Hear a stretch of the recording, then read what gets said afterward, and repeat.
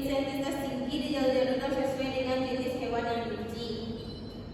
Hasil ini menunjukkan bahwa DNA yang diekstraksi dari sampel daging dan lemak memiliki kualitas yang baik dan dapat digunakan untuk analisis lebih lanjut seperti PCR amplifikasi.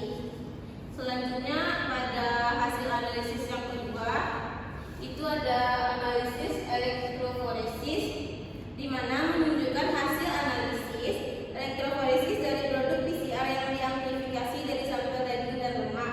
Dalam gambar tersebut terlihat bahwa terdapat pita berukuran sekitar 360 pp yang muncul untuk deteksi gen sindrom B.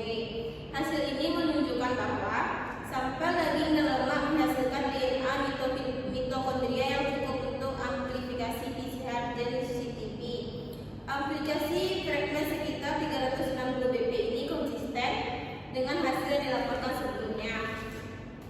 Selanjutnya pada hasil PCR yang ketiga itu ada profil restriksi dari produk Cytochromab, yaitu terdapat pola-pola pita yang dihasilkan setelah produk PCR dipotong dengan enzim restriksi BSG. Pola pita ini merupakan hasil dari reaksi enzim yang menghasilkan fragmen DNA dengan panjang yang berbeda-beda. Pola pita yang dihasilkan dari sampel daging dan lemak seperti domba, sapi, ayam, babi, dan lemak lalu menunjukkan perbedaan dalam panjang fragmen DNA setelah dipotong dengan enzim restriksi BSG.